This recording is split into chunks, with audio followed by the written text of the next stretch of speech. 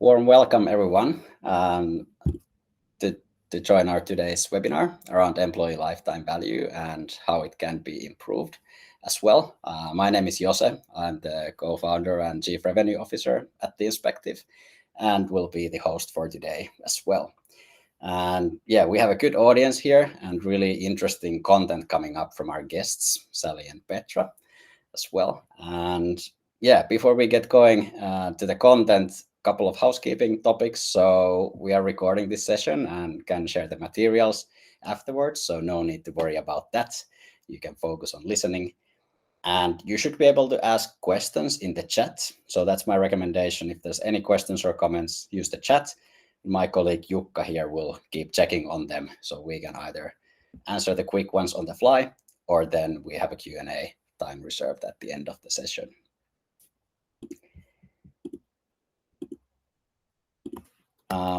Yeah, but if you're new to Teamspective, we are a Finland-based company that builds actionable people analytics solutions. And with our platform, you can run employee surveys, 360 feedback, performance reviews, and also analyze how your organization collaborates inside the teams, across teams or departments, and so on. And after collecting all of that data, we also combine it into some smart, actionable insights and discussion points. And those recommendations are delivered to each manager in Slack or Microsoft Teams. And we also use AI, of course, to make it easily understandable and actionable. So that's some context for you about Teamspective. But now I'll give you a bit of context on the topic of employee lifetime value, today's overarching theme, and then we'll get to these case stories from Petra and Sally. So employee lifetime value is usually defined as the total net value of contributions and also the costs that an employee contributes to an organization over the lifetime of their employment. And we talk about ELTV a lot because it's a great concept for overcoming many common struggles that HR leaders have. So it can be hard to get budget or hard to make your initiatives a priority for others. And with ELTV, we can link nearly any HR initiative into some expected impact that drives concrete value for your company. And it can also help you communicate to others in the organization using terms that that might resonate better with them. So lifetime value is something that, for example, the business side leaders tend to use on a weekly basis. This employee lifetime value can be improved in 4 ways. So you can onboard new hires faster and improve the success rate of it as well. So that increases or makes it faster time to value for your new employees. You can increase individual competence, so helping employees perform better in what they do. Then you can improve collaboration between people and teams. For example, saving time in the collaboration, speeding up projects, or also improving the quality of the work and decisions that they make. And finally, you can also make sure that these competent, well collaborating people are also happy and motivated to stay in your company for a long time. So going back to what I said earlier, nearly any initiative that you're running today can be linked to at least one of these categories. And if that's the case, then you are improving the employee lifetime value. Here's a bit more visual summary of this concept. So when you hire an employee, it costs time and money, and most employees are also not fully productive from the week 1. So through this, they go through a journey of starting to increase their net impact, first getting to the point where they cover their costs, and then later producing even more and more positive impacts. Over time, it can become harder to keep improving a lot on this impact, and eventually, unfortunately, every employee will decide to leave the company for a reason or another, and that's the kind of end of that journey. But from this lifetime value perspective, what you are doing every week is working on pushing this curve either higher and also further to the right. So speeding up onboarding, improving competence, improving collaboration, and then making sure that this high performance would continue as long as possible. All right. I know it's easy for me to tell you what to do, so I have one more tip that should make all of this maybe even a bit more concrete. So what we see every week is that a lot of the success of these improvements really in the end depends on your managers. So it's important to remember to empower them to drive this engagement and performance. Two examples of why this is the case. So when we analyze our customers' employee engagement results or collaboration networks feedback, over 80% of the improvement opportunities are team specific. So you just cannot handle them with any company level initiatives, because what will work for one team does not really address the challenges that another team is having. So they are team specific. And additionally, nearly always the sentiments inside of a team are also distributed. So whatever the issue or opportunity might be, some team members will think it's really important, while others might not care so much about that particular topic. So it's important to think how you can support your managers to take the action, discuss about the right topics with the right people. And luckily, we are living kind of exciting times when it comes to this and the kind of technologies. So work has become much more digital. Everyone's much more familiar with these software tools, and AI industries is booming as well. So one great opportunity this has created is the use of AI that can, for example, summarize really large amounts of content for you. For example, if your employee receives 50 feedbacks in your 360 round, it's a huge effort for the employee and the manager to summarize that into something that can actually be discussed and maybe taken action on as well. And then the manager has to repeat it for 5 to 10 direct reports. So it's a lot of work. And of course, they should read the feedback, but AI can be really powerful in summarizing it. It can also be more objective and neutral when doing that. And then it's not just the summaries, but we can also use AI to combine this feedback with your recommended discussion templates you might have for the managers, and then generate an agenda for a development discussion. So this again saves time and energy from your employees, helps them have more objective and productive discussions. So yeah, keep this in mind. And if you want to chat more about these solutions and how to use AI in your HR work, you can always reach out to Teamspective and get a good start to it. But there, some introduction to the employee lifetime value, and now we'll dive deeper into specific areas of it. So next, we'll hear from Sally Pett, the HR lead of Columbia Road. And what they have done is put in really fantastic efforts to create a unique culture that, for example, supports fairness and more distributed decision making. And yeah, I'll hand it over to Sally to share about the peer-to-peer evaluations, salary fairness with 360 feedback, something that can improve, for example, the competence and individual engagement part in the ELTV framework. Thank you, Jose. If we can go to the next slide, it'll just give a bit of an overview on what we are actually doing at Columbia Road. As Jose said, my name is Sally Pett. I've worked at Columbia Road for almost 5 years now. And we are a Nordic digital commerce consultancy. And what that actually means is we help companies sell better. So it can be from building seamless digital solutions to running concrete growth activities. So we are a very, I would say, number-oriented organization with a community-led approach. And maybe if we go to the next slide, I'm going to share a little bit more about us so that you know who we are and how we operate. Out of those 5 years, it's been already 8 years that Columbia Road has existed, and I've been able to help a lot of employees to onboard. I know our people, we're around 150 now, and we've already helped more than 250 clients. in over 20 industries internationally. So we have quite a good understanding of also what our clients are looking for. And we're a group of software developers, marketing technologists, designers, strategists. I think we are also very good at kind of being what the client needs us to be. So we don't have very strict job descriptions, or we don't have a very strict hierarchy either, which you're going to hear more about in a few minutes. But maybe just to kind of highlight our Nordic roots, but we have a very international reach. We're currently most active in Finland and Sweden, but also through our affiliate company Petra operate in Germany and other countries as well.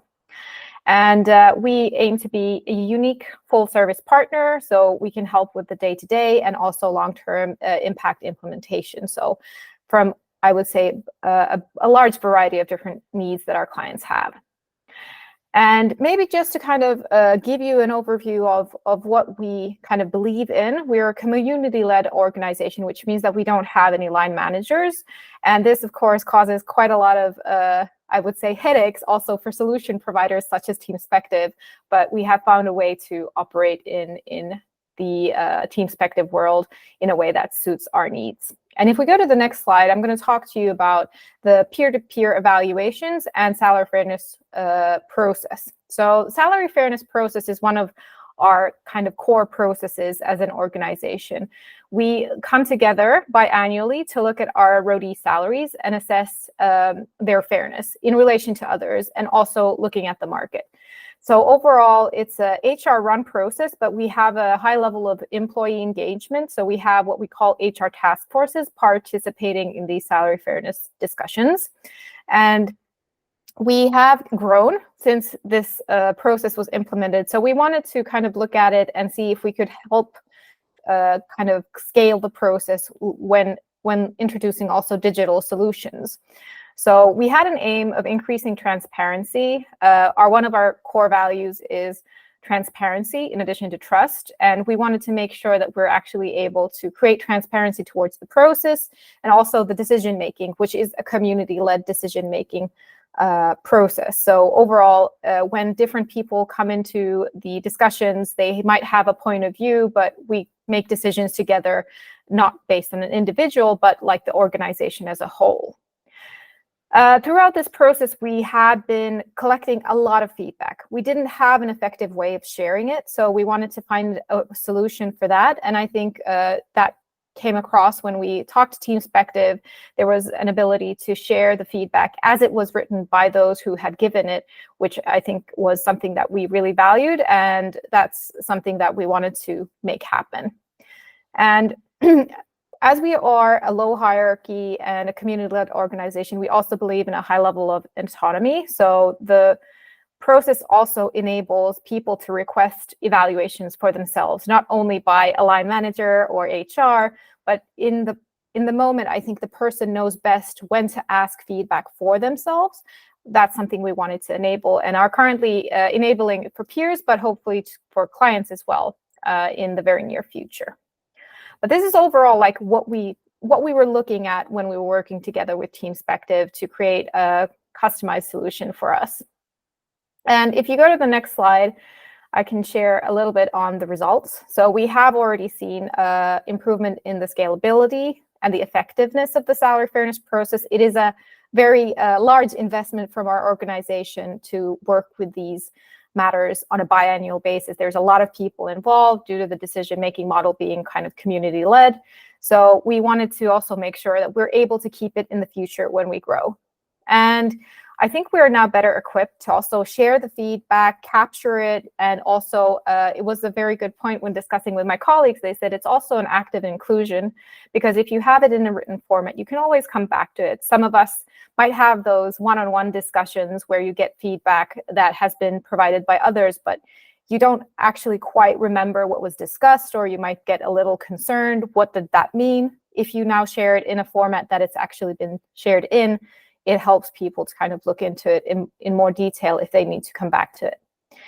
And we already have 586 completed evaluations, so I'm very eager to discuss with Jose on like how can we enable AI to kind of go through that, create some insights, because I think in addition to the person reviewing them, the person themselves might have some kind of unconscious bias or expectation on what they want to look at in the data. So just kind of enriching that person's view might also create new insights on what they might want to focus on in the future.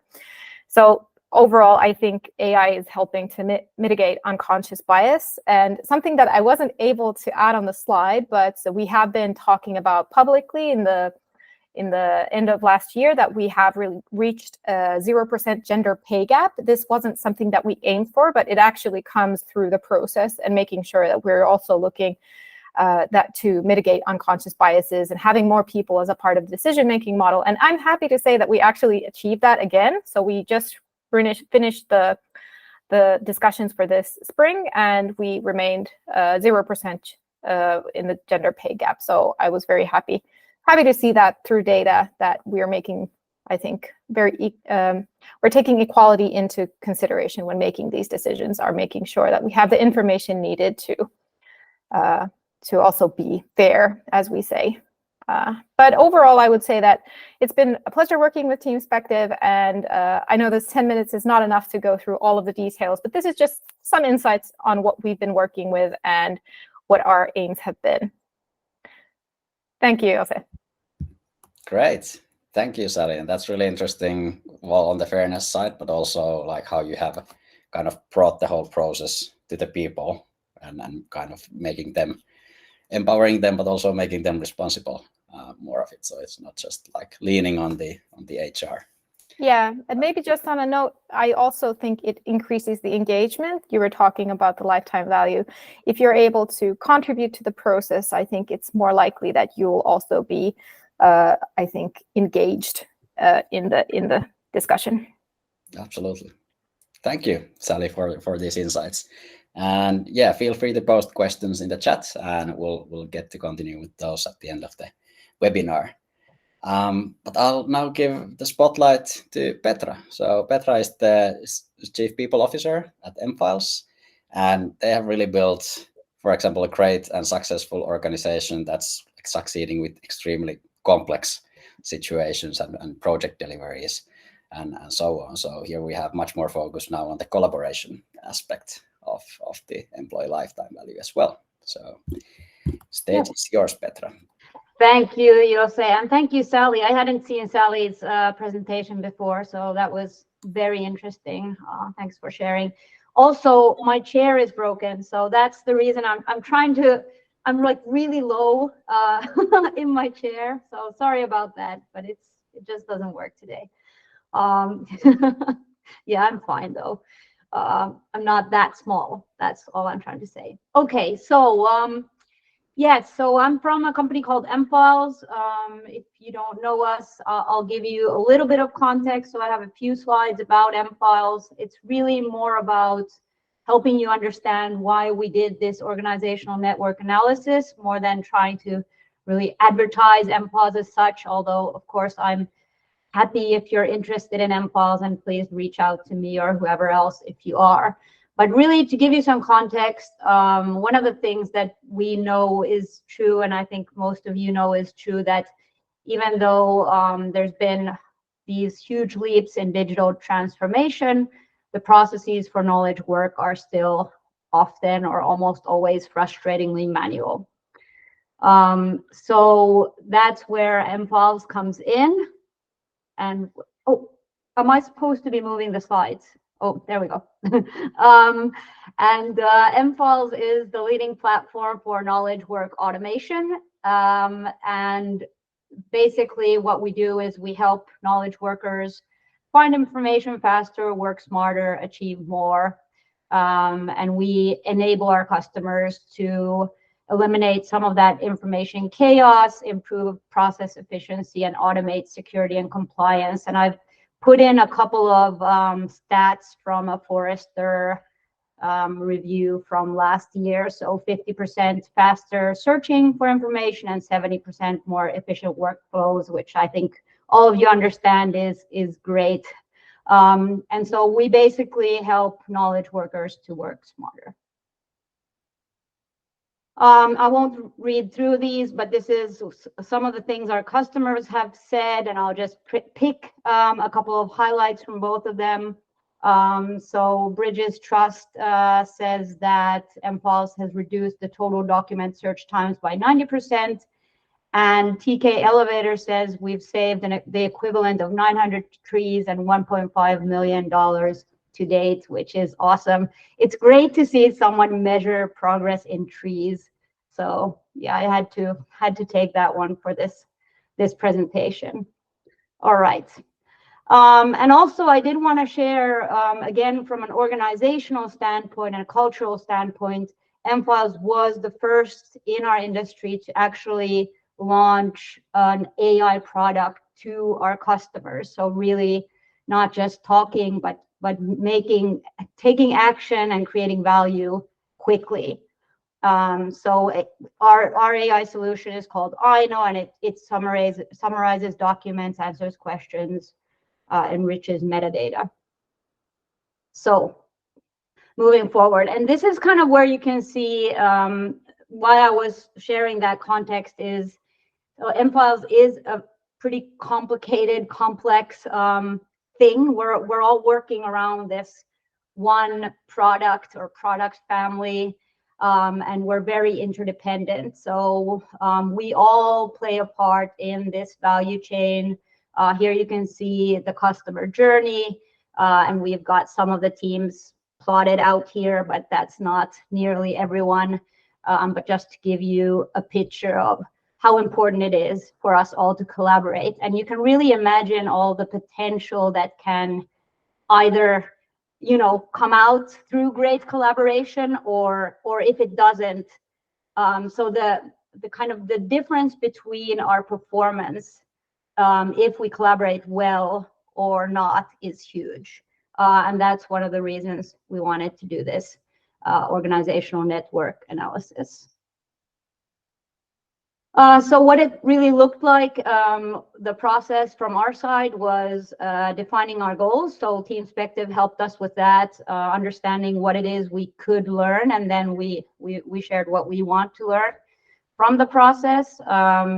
Then establishing buy-in internally in the company, so engaging the leadership team and some other key stakeholders initially.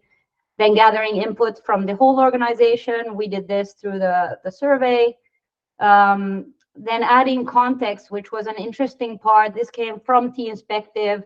I wasn't sure how much value it would add, but it was a really great step in the process, so I would definitely do it again. But having these conversations with some stakeholders during this initial finding period to really understand kind of what are we seeing, what do we need to dig into more. And then finally, once we did have those impacts kind of fully baked, then making an impact. So taking action based on what we had found.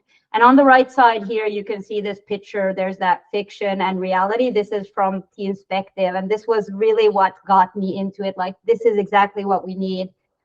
So like the organization chart doesn't really tell us how people collaborate. It's a network of collaboration. And the message, so this is what we were saying to our internal stakeholders, and kind of how we were conveying the goal, why we're doing this. So we were sharing that the organizational network analysis helps us to discover how teams actually interact. Our goal is to check connections between teams along the customer journey, as well as to discover the most in-demand team members. So that's the other thing we wanted to find out is, are there people in our organization that are kind of like too in demand, like people that everyone's needing for everything, and are we enabling them in the right ways? Do they have the decision-making power, and if not, do they have the enablement to succeed? So those were kind of the two sides to it. Yeah. And then finally, so this is my final slide. So what were the insights? What did we get out of it? And on the right side there, you can see an actual kind of snippet from our results. Obviously, they went much deeper than this, but this is on a high level.